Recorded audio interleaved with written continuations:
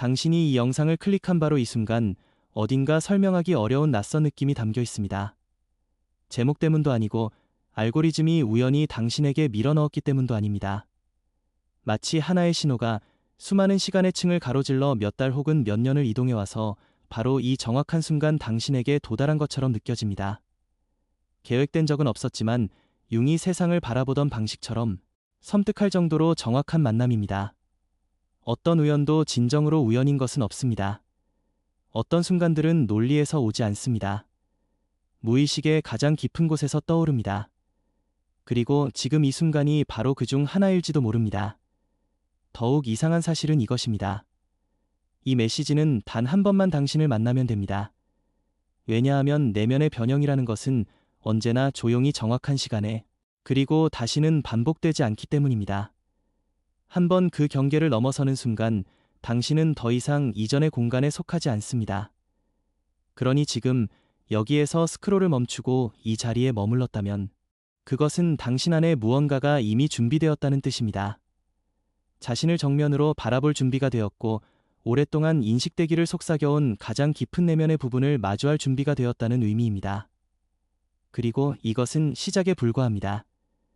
이 다음에 당신이 듣게 될 것은 단순한 말이 아닙니다. 그것은 무의식이 오랫동안 당신의 손에 쥐어주기를 기다려온 하나의 거울입니다. 만약 이 순간을 작은 이정표로 남기고 싶다면 댓글에 단네 글자만 적어보세요. 융의 변형이라고요. 그것은 당신의 내면 여정에 대한 조용한 약속이 될 것입니다. 지금부터 첫 번째 이야기, 융의 변형 메커니즘을 시작합니다. 융은 평생 동안 한 가지 진실을 강조했습니다. 하지만 대부분의 사람들은 그것을 희미하게만 이해합니다. 내면의 변형은 당신이 원한다고 해서 일어나는 것이 아닙니다. 그것은 당신 안에 어떤 것이 조용하지만 되돌릴 수 없는 방식으로 건드려질 때 일어납니다. 큰 소리도 없고 폭발적인 순간도 없으며 영광스러운 장면도 없습니다. 아주 미묘한 변화가 있을 뿐이고 주의를 기울이지 않으면 아무 일도 일어나지 않은 것처럼 느껴질 정도입니다. 그러나 그 순간 이후 당신은 더 이상 전날의 당신이 아닙니다. 융은 이것을 무의식이 깨어나는 과정이라고 불렀습니다. 오랫동안 숨겨져 있던 하나의 내용이 갑자기 떠올라 마치 너무 오래 기다려왔다는 듯 당신 앞에 모습을 드러내는 순간입니다. 그것은 허락을 구하지도 않고 당신과 상의하지도 않으며 당신이 준비되었는지를 기다리지도 않습니다. 오직 그 자연스러운 시간이 왔을 때만 나타납니다. 그리고 그것이 도착하는 순간 당신은 세상을 바라보는 방식을 바꿀 수밖에 없게 됩니다. 때로 변형은 너무나 사소한 계기로 시작됩니다. 카페에서 우연히 들은 한 문장, 이유 없이 마음을 뒤흔드는 낯선 사람의 시선. 아무 일도 아닌 것처럼 보이지만 당신을 몇 초간 침묵하게 만드는 상황, 이런 순간들은 무의식이 문을 두드리는 소리와 같습니다. 당신이 아주 조금이라도 문을 연다면 그 반대편에 완전히 새로운 공간이 기다리고 있다는 사실을 아직은 알지 못할 뿐입니다. 융의 심리학에서 우리는 겹쳐진 원처럼 살아갑니다. 하나는 당신이 누구인지, 무엇을 생각하는지, 무엇을 원하는지 아는 의식의 자아입니다. 다른 원들은 어둠, 상처, 억압된 기억, 본능, 직관, 원형, 그리고 감히 손대지 못했던 진실들을 품은 거대한 무의식입니다. 진정한 변형은 이 깊은 원과 표면의 원이 충돌하며 당신이 살아오던 구조 전체를 흔들 때 일어납니다. 당신이 선택하는 것이 아니라 그 충격을 느낄 뿐입니다. 두려운 점은 이 변형이 예측 가능한 형태를 띠지 않는다는 것입니다. 그것은 새로운 습관을 들이거나 사고방식을 바꾸는 것처럼 현대인이 말하는 변화와는 다릅니다. 융이 말한 변형은 행동을 먼저 바꾸는 것이 아니라 행동을 만들어내는 내적 구조 자체가 바뀌는 것입니다. 마치 어둠 속에서 나침반을 몇 도만 돌렸을 뿐인데 다음날 아침 전혀 생각해 본 적 없는 방향으로 걷고 있는 자신을 발견하는 것과 같습니다. 최근에 한순간을 떠올려 보세요. 자기 자신에게 충실하게 살아라라는 말을 들어본 적이 있을 것입니다. 너무 익숙해서 수백 번은 들었을 그 문장. 그런데 어느 평범한 날 똑같은 문장이 이번에는 당신을 멈춰 세웁니다. 심장이 잠시 멈춘 것처럼 느껴지고 그 순간 익숙했던 말이 갑자기 현실이 됩니다. 새로운 정보가 아닙니다. 그것은 활성화입니다. 마치 당신의 무의식이 바로 그날 바로 그 버전의 당신을 기다리며 스위치를 켠 것처럼 말입니다. 변형은 이렇게 일어납니다. 아주 작은 클릭 하나가 수년 동안 이어지는 파장을 만들어냅니다. 핵심은 깊이에 있습니다. 사람들은 변화를 더 노력하고 더 규칙적이고 더 애써야 하는 것으로 생각합니다. 하지만 융은 표면에서의 모든 변화는 그 아래 깊은 층이 함께 움직이지 않으면 반드시 실패한다고 말했습니다. 긍정적으로 살려고 했어도 깊은 곳에서 스스로를 가치 없다고 믿고 있다면 그 모든 노력은 금이 간 벽 위에 페인트를 칠하는 것에 불과합니다. 누군가를 놓아주겠다고 다짐해도 그림자가 여전히 혼자가 되는 두려움에 묶여 있다면 당신은 관성처럼 다시 그들에게 돌아가게 됩니다. 진정한 변형은 붙잡혀 있는 이유를 정면으로 바라볼 때 시작됩니다. 회피를 멈추고 가장 아픈 지점을 그대로 빛에 드러낼 때 일어납니다. 그리고 그것은 언제나 아주 작고 아주 조용하지만 대단히 중요한 한순간에서 시작됩니다. 융의 관점에서 변형의 메커니즘은 마법이 아닙니다. 그것은 내면의 재조직입니다.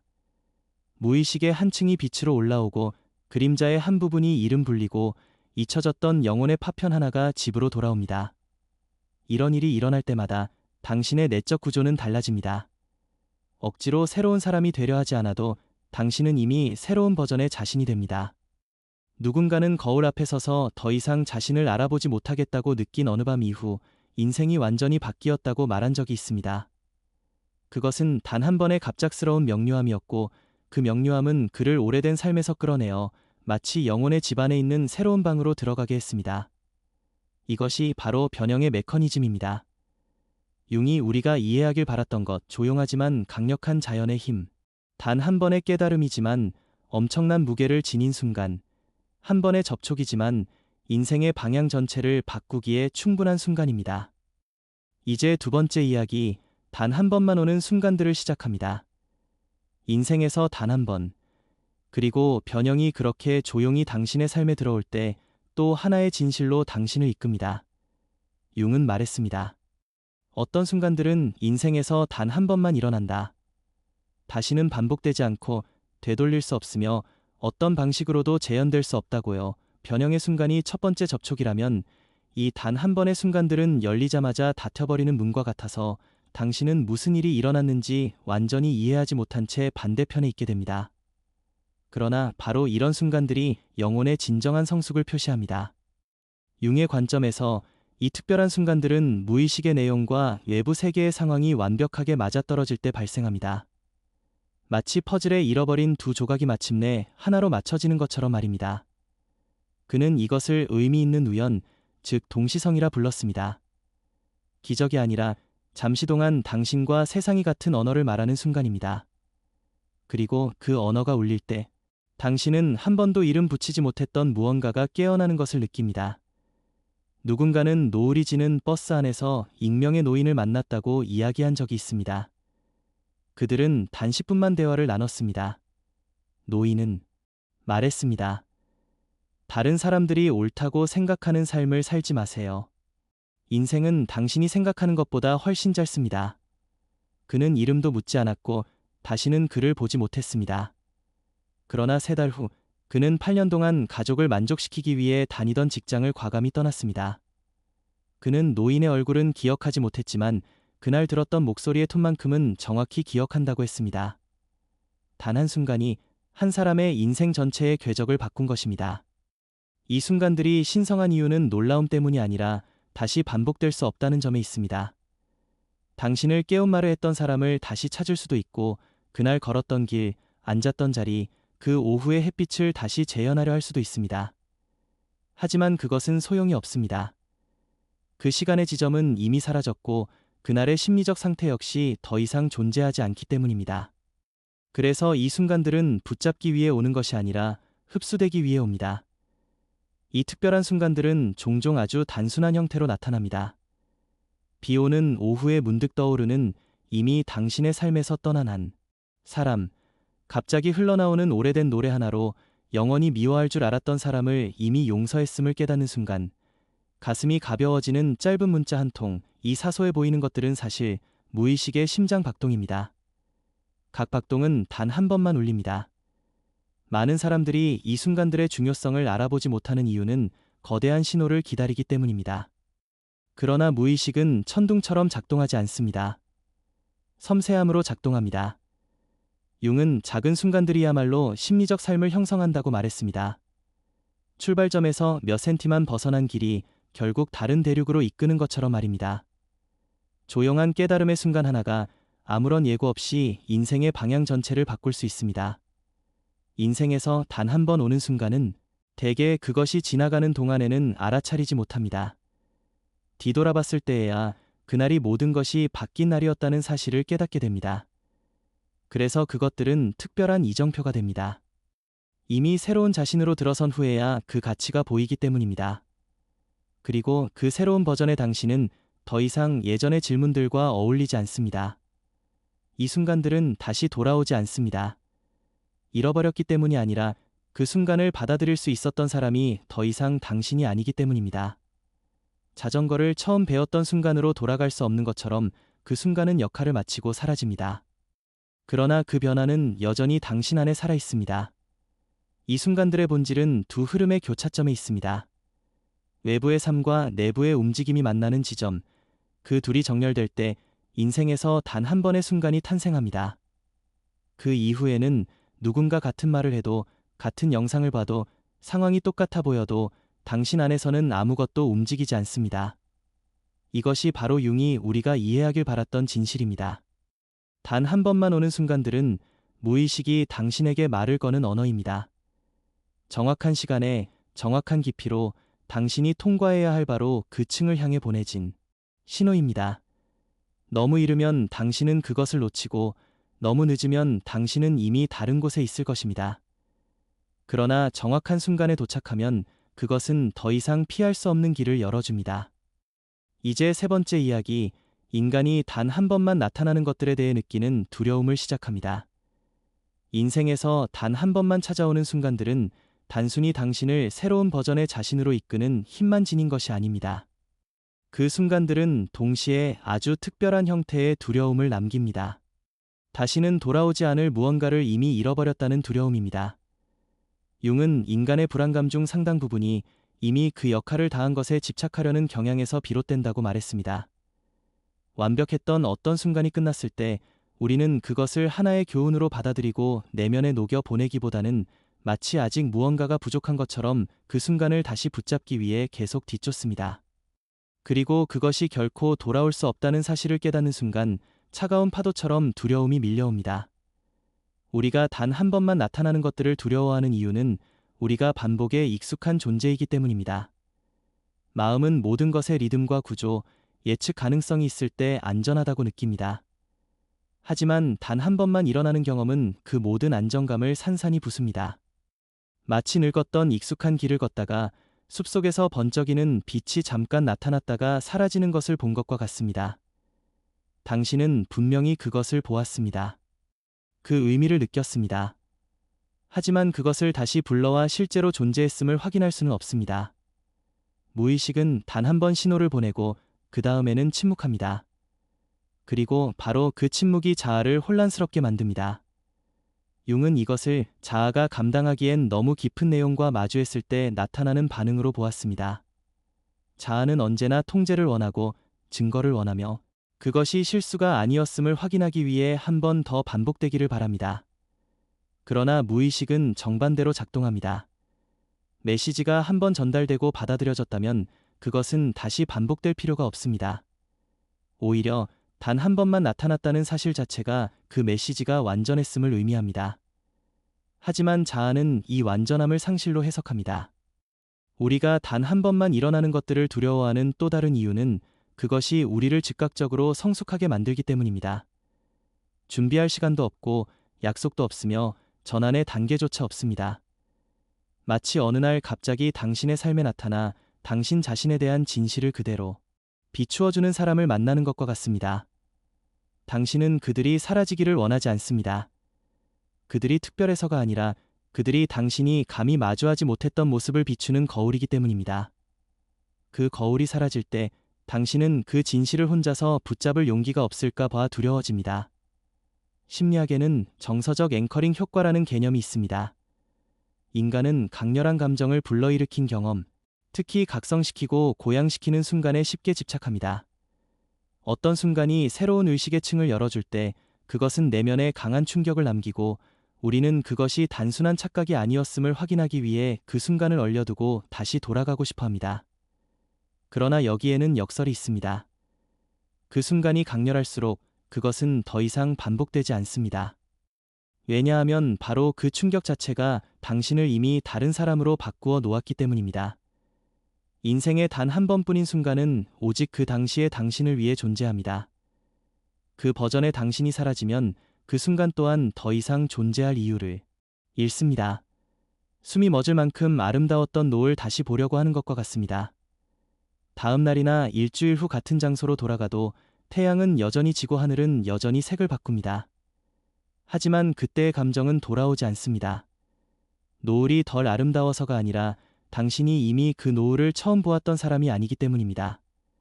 만약 지금 이 글을 들으며 당신의 마음속에 단 한 번뿐이었던 어떤 순간이 다시 떠오른다면 아래에 조용히 숨을 쉬듯 한 줄만 남겨보세요. 모든 이야기를 할 필요는 없습니다. 단 한 줄이면 충분합니다. 그것은 당신 스스로에게 이제 앞으로 나아갈 준비가 되었음을 인정하는 행위입니다. 많은 사람들은 인생의 단 한 번뿐인 순간을 다시 만들려고 했습니다. 반복이 감정을 더 강하게 만들어줄 것이라고 믿기 때문입니다. 그러나 진실은 정반대입니다. 다시 반복되지 않는다는 사실 자체가 그 순간이 이미 자신의 역할을 완수했다는 증거입니다.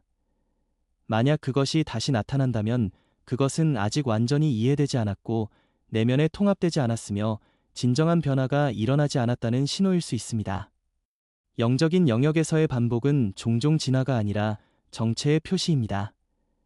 다시 돌아가려 했던 관계들을 떠올려 보세요. 예전과 같은 감정을 기대했지만 더 이상 갖지 않았던 이유는 상대가 변해서가 아니라 당신이 이미 다른 단계로 올라섰기 때문입니다. 한때는 눈물을 흘리게 했던 책이 다시 읽을 때 아무런 감정도 일으키지 않는 경우도 마찬가지입니다. 그 책이 덜 가치 있어진 것이 아니라 당신이 이미 그 책이 전하려던 교훈을 지나왔기 때문입니다. 융은 이 두려움이 지극히 자연스러운 것이라고 항상 강조했습니다.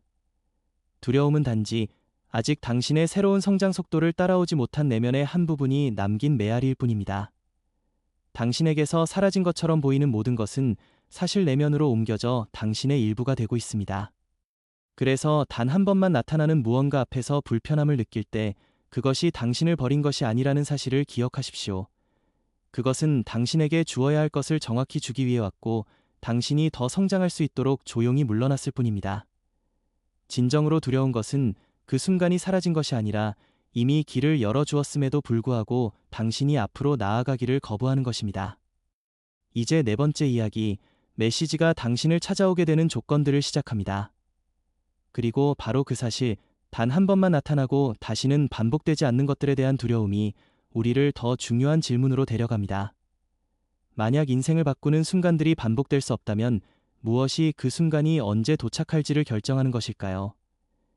어떤 때에는 하나의 메시지가 화살처럼 당신의 심장을 꿰뚫지만 다른 때에는 같은 말을 들어도 바람처럼 스쳐 지나갈까요? 어떤 날에는 단 한 문장만으로도 인생의 방향이 완전히 바뀌는데 또 어떤 날에는 100개의 조언도 당신을 한 발짝도 앞으로 나아가게 하지 못할까요? 바로 여기에서 융은 단순하지만 매우 깊은 답을 제시합니다. 메시지는 당신의 의지력 때문에 당신을 찾아오는 것이 아니라 바로 그 순간 당신의 의식이 얼마나 열려 있는가에 따라 찾아온다는 것입니다. 융에 따르면 인간의 의식은 결코 고정되어 있지 않습니다. 그것은 영혼의 호흡처럼 보이지 않는 주기로 수축하고 확장됩니다. 의식이 수축될 때 당신은 자기 안에 머무르며 모든 것을 익숙한 방식으로만 이해하는 자아의 요새 안에서 살아갑니다. 그러나 의식이 확장될 때 무의식의 신호들이 스며들기 시작합니다. 그리고 바로 그 문이 아주 조금이라도 열려있는 순간에 메시지가 나타난다면 그것은 외부의 방어를 뚫고 당신의 가장 깊은 곳까지 도달하게 됩니다. 메시지가 당신을 찾아오는 조건은 당신이 그것을 찾아 헤매는 것이 아니라 내면의 준비 상태에 들어가는 것입니다. 그것은 내부의 단단한 방어들이 서서히 부드러워지기 시작하는 순간입니다. 겉으로 보기에 당신의 삶은 변하지 않은 것처럼 보일 수 있습니다. 하지만 내면의 세계는 이미 새로운 방향으로 아주 조금 갈라져 있습니다. 그 균열은 빛이 들어오기에 딱 충분한 틈을 만들어냅니다. 그리고 바로 그때 메시지는 의미를 갖게 됩니다. 상상해보세요. 당신이 상처받지 않고 갈등도 없고 질문들로 짓눌리지 않은 상태에서 책을 읽는다면 그 책은 좋다고 느껴질 수는 있어도 가볍게 스쳐 지나갈 것입니다. 그러나 위기 속에서, 길을 잃은 느낌 속에서, 변화의 문턱에 있을 때 같은 책을 읽는다면 그 책은 갑자기 생명줄이 됩니다. 단어 자체는 변하지 않았습니다. 변한 것은 바로 당신입니다. 그리고 그 변화가 메시지를 갑자기 또렷하고 정확하며 당신이 도달해 있는 깊이와 완벽하게 정렬되게 만듭니다. 이 현상은 선택적 지각이라 불립니다. 뇌는 모든 것을 받아들이지 않고 그 순간의 내적 상태와 일치하는 것만 흡수합니다. 마치 흰 차를 사고 싶다고 생각하기 시작하면 갑자기 거리 곳곳에서 흰 차만 보이기 시작하는 것과 같습니다. 세상은 변하지 않았습니다. 당신의 필터가 변했을 뿐입니다. 융에게 있어 메시지가 당신을 찾아오는 조건도 이와 비슷하지만 훨씬 더 깊은 차원에서 작동합니다. 그것은 단순히 당신이 듣고 싶어 하기 때문이 아닙니다. 당신의 무의식이 말하고 싶어 하기 때문입니다. 무의식 속에 어떤 내용이 떠오를 준비가 되었을 때 외부 세계는 그것을 촉발할 신호를 제공합니다. 누군가의 말일 수도 있고 흘러나오는 음악일 수도 있으며 스크롤하다가 스쳐 지나간 한 문장 혹은 지금 당신이 보고 있는 이 영상일 수도 있습니다. 이것은 우연이 아닙니다. 당신의 내적 상태가 마침내 수렴점에 도달했기 때문입니다. 메시지가 당신을 찾아오는 조건은 두 주파수가 정확히 맞아떨어지는 것과 같습니다. 하나의 메시지는 수년간 당신의 삶을 바꿀 수 있습니다.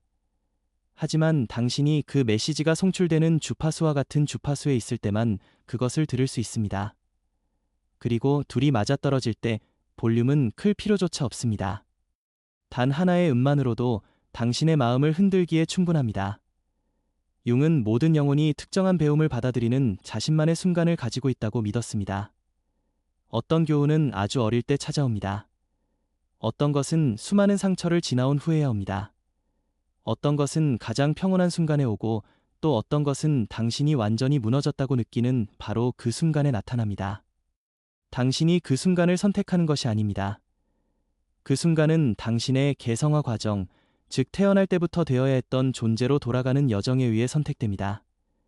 진실은 이것입니다. 메시지는 당신이 그것을 찾을 필요가 없습니다. 당신이 그저 내면의 부름을 들을 수 있을 만큼 충분히 고요해지기만 하면 됩니다. 바다는 항상 파도를 가지고 있지만 당신 안의 물결이 잠잠해질 때에만 그 소리를 들을 수 있는 것처럼 말입니다. 그렇다면 메시지가 진짜로 당신에게 도달하는 조건은 무엇일까요? 그것은 자아의 요새가 살짝 흔들리는 순간입니다. 더 이상 강한 척하는 것을 멈출 만큼 지쳤을 때입니다. 피해왔던 것을 정직하게 바라볼 용기가 생겼을 때입니다. 이렇게 약해 보이는 순간들 속에서 무의식은 손을 내밉니다. 그리고 바로 그 순간에 세상이 당신에게 메시지를 보낸다면 당신은 그것을 단순히 듣는 것이 아니라 완전히 흡수하게 됩니다. 메시지는 융이 말한 변형의 잠재력 상태에 있을 때 도착합니다. 붕괴와 각성 사이에 놓인 아주 미세한 균형. 더 이상 과거에 매달리지 않지만 아직 새로운 것에 도달하지도 않은 상태, 어디로 발을 내딛게 될지 모른 채 문턱 위에 있는 순간입니다. 그 자리에서는 어떤 문장, 이미지, 순간 하나가 새로운 장을 밝히는 불꽃이 될 수 있습니다. 이제 5번째 이야기, 문턱을 건너다를 시작합니다. 당신이 그 문턱을 넘느냐 넘지 않느냐가 메시지가 당신 안에서 살아있는 진실이 될지 아니면 스쳐 지나가는 한순간의 섬광으로 남을지를 결정합니다. 흥미로운 점은 그 문턱이 결코 거창한 기회처럼 보이지 않는다는 것입니다. 북소리도 없고 무대 조명도 없습니다. 대신 설명하기 어려운 막연한 감정, 이유 없이 느껴지는 피로, 지금까지 살아온 방식으로는 더 이상 살 수 없다는 미묘한 직감, 혹은 잠시 멈춰서 자신을 들여다보라는 조용한 충동으로 나타납니다. 이것이 바로 당신이 문턱 앞에 있다는 첫 번째 신호입니다. 문턱을 넘는 것은 사람들이 상상하는 것처럼 억지로 밀어붙이는 행위가 아닙니다. 실제로는 부드러워짐에서 시작됩니다. 자아가 더 이상 완강하게 저항하지 않을 때, 통제하려 하거나 익숙한 감정에 집착하는 것을 멈출 때 변화가 일어날 공간이 열립니다. 문턱을 건넌다는 것은 사실상 첫 번째 놓아줌의 행위입니다. 오래된 자신을 바라보던 방식, 두려워서 직면하지 않았던 것들과 싸우던 태도를 내려놓는 것입니다. 융에 따르면 이때를 리미널 순간, 즉 문턱의 순간이라 부릅니다. 출발점에는 더 이상 속하지 않지만 아직 목적지에 도착하지도 않은 순간, 두 개의 방 사이에 서 있는 것과 같습니다. 뒤에 문은 닫혔지만 앞에 문은 아직 선명하지 않습니다. 이 경계의 공간에 있을 때 자아는 길을 잃고 공허하며 통제력을 잃은 듯 느낍니다. 그러나 융에게 이곳은 재탄생의 성스러운 공간입니다. 오래된 구조가 녹아내려야만 새로운 것이 태어날 수 있기 때문입니다. 당신의 인생을 바꿀 것을 알면서도 결정을 앞두고 망설였던 마지막 순간을 떠올려 보세요. 너무 오래 지속된 관계를 떠나는 것이었을 수도 있고, 절대 그만둘 거라 생각하지 않았던 일을 내려놓는 것이었을 수도 있으며, 오랫동안 마음속에 숨겨두었던 진실을 말하는 순간이었을 수도 있습니다. 그 순간 이전까지는 계속 과거로 끌려가는 느낌이 들었을 것입니다. 그러나 말하고, 행동하고, 받아들인 바로 뒤에는 설명할 수 없이 가벼워졌을 것입니다. 그 순간이 바로 당신이 문턱을 넘은 순간입니다. 많은 이들이 공감할 예가 있습니다. 어떤 사람이 오랜 시간 고통스러운 관계에 머뭅니다. 친구는 말하고, 가족은 조언하고, 본인도 떠나야 한다는 걸 알고 있습니다. 하지만 떠나지 못합니다. 이해하지 못해서가 아니라 아직 문턱에 도달하지 않았기 때문입니다. 그러다 어느 날 싸움도 없고 충격도 없이 그저 침묵의 순간이 찾아옵니다. 그들은 상대를 바라보며 한 가지 진실을 깨닫습니다. 나는 더 이상 여기에 있지 않다. 그리고 떠납니다. 새로운 조언이 나와서가 아니라 문턱이 마침내 열렸기 때문입니다. 문턱을 넘은 직후 가장 먼저 느끼는 감정은 행복이 아니라 공허함일 수 있습니다. 융은 이 공허함이 바로 오래된 자아가 녹아내리는 공간이라고 보았습니다. 너무 꽉 끼던 피부를 벗는 것과 같습니다. 처음에는 해방이 아니라 낯설음과 불확실함, 가벼운 한기가 찾아옵니다. 하지만 바로 그 낯설음이 당신이 새로운 땅에 들어섰다는 증거입니다.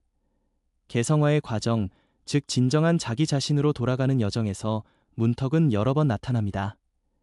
그리고 그때마다 당신은 더 깊은 진실과 마주해야 합니다. 하지만 당신이 실제로 그 한 걸음을 내디딜 때에만 당신을 찾아온 메시지는 당신의 일부가 됩니다. 문턱에 멈추면 메시지는 지식으로 남습니다. 넘어서면 그것은 삶이 됩니다. 그리고 이상한 일이 일어납니다. 새로운 세계에 들어서는 순간 오래된 세계는 더 이상 당신을 지배하지 못합니다. 두려움은 힘을 잃고 집착은 풀리며 오래된 질문들은 더 이상 당신을 괴롭히지 않습니다. 마치 뒤에서 오래된 문 하나가 조용히 완전히 닫히는 것처럼 말입니다. 이제 남은 질문은 단 하나입니다. 당신은 방금 들어선 이 새로운 땅에서 어떻게 살아갈 것인가? 만약 당신의 삶에 아직 망설이고 있는 문 하나가 있다면 아래에 작은 표식을 남겨보세요. 숫자일 수도 있고 기호일 수도 있으며 짧은 공유일 수도 있습니다.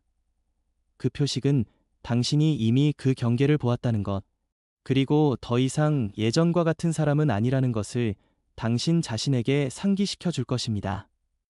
이제 6번째 이야기, 탐색의 순환을 시작합니다. 당신이 하나의 경계를 넘어서는 순간 당신의 내면 세계는 말로 설명하기 어려운 방식으로 서서히 변하기 시작합니다. 그러나 그 직후 대부분의 사람들은 하나의 역설적인 함정에 빠집니다. 변화가 자연스럽게 일어나도록 허용하는 대신 우리는 무의식적으로 다시 찾는 상태로 되돌아갑니다. 더 많은 답을 찾고, 더 많은 신호를 찾고, 더 많은 확신을 구합니다. 마치 방금 받은 그 울림이 신뢰하기에는 아직 충분하지 않았다는 듯이 말입니다. 바로 그 지점에서 탐색의 순환이 형성되기 시작합니다. 이 순환은 당신을 외부의 메시지 주위로 계속 빙빙 돌게 만들며 가장 중요한 변화가 이미 당신의 내면에서 일어났다는 사실을 잊게 만듭니다. 탐색의 순환은 이 시대에서 가장 큰 유혹 중 하나입니다. 우리는 모든 질문에 수많은 답이 존재하는 세상에 살고 있습니다. 모든 문제에는 수천 개의 조언이 있고 모든 내적 공허에는 그것을 채워줄 준비가 된 콘텐츠가 있습니다. 잠깐만 스크롤을 내려도 의미의 우주가 눈앞에 펼쳐집니다. 그러나 바로 그렇기 때문에 마음은 더 많이, 더 많이, 또 많이 찾으려는 무의식적 행동으로 끌려갑니다. 융은 자아가 내면의 진실을 마주하는 것을 피하기 위해 지식을 축적하려는 경향이 있다고 말했습니다. 자아는 되어가는 것보다 아는 것을 선호합니다. 변화보다 축적을 선택합니다. 그렇기에 탐색의 순환은 정보가 부족해서 생기는 것이 아니라 그 정보를 이용해 진정한 변화를 위한 침묵을 회피하려는 시도에서 비롯됩니다. 당신이 길을 잃었다고 느꼈던 날들을 떠올려 보십시오. 이 영상을 보고 또 다른 글을 읽고 또 다른 팟캐스트를 들었을 것입니다. 처음에는 누군가가 말로 표현하지 못하던 당신의 일부를 대신 말해주는 것 같아 안도감을 느꼈을지도 모릅니다. 그러나 그 안도감은 오래가지 않았습니다. 더 많은 정보가 필요해졌고 더 많은 콘텐츠와 더 많은 확신이 필요해졌습니다. 이 끝없는 탐색은 하나의 슬픈 진실을 만들어냅니다. 당신은 더 이상 이해하기 위해 듣지 않습니다. 당신은 자신을 달래기 위해 듣습니다. 그것은 마치 갈증이 날 때 바닷물을 마시는 것과 같습니다. 마시면 마실수록 더 목이 마르게 됩니다. 융은 이 순환을 오래전에 이미 보았습니다. 그는 현대인이 자신의 내면의 어둠을 바라보는 것을 피하기 위해 외부의 빛을 쫓는 경향이 있다고 믿었습니다. 왜냐하면 어둠을 직면하는 것은 언제나 또 다른 위로의 말을 듣는 것보다 훨씬 어렵기 때문입니다. 진짜 상처를 건드리는 것은 또 하나의 치유 글을 읽는 것보다 훨씬 고통스럽습니다. 그리고 자기 자신을 마주하는 것은 다음 영상을 재생하는 것보다 언제나 더 어렵습니다. 탐색의 순환은 하나의 미로처럼 작동합니다. 더 빨리 달릴수록 출구에 가까워지고 있다고 믿지만 실제로는 점점 더 깊은 정신적 공황 속으로 들어갈 뿐입니다. 그러나 융은 내적 성장은 멈출 용기가 있을 때만 일어난다고 말했습니다. 무의식은 달리고 있는 마음에게는 말을 걸 수 없기 때문입니다. 충분히 고요해졌을 때에만 비로소 말하기 시작합니다. 그는 의식에는 반드시 고통이 따른다고 했습니다. 탐색의 순환은 충분히 알게 되었을 때 끝나는 것이 아니라 이미 알고 있는 것에 따라 살기로 결단할 때 끝납니다. 수집을 멈추고 실천을 시작할 때, 바깥의 소리를 멈추고 안쪽의 소리를 듣기 시작할 때, 외부의 신호를 찾는 것을 멈추고 내면의 신호를 읽기 시작할 때 말입니다. 흥미로운 점은 가장 중요한 메시지를 받은 직후에 탐색의 순환이 오히려 더 강해진다는 사실입니다. 왜냐하면 그 메시지는 변화를 요구하기 때문입니다. 그리고 자아는 무지보다 변화를 더 두려워합니다.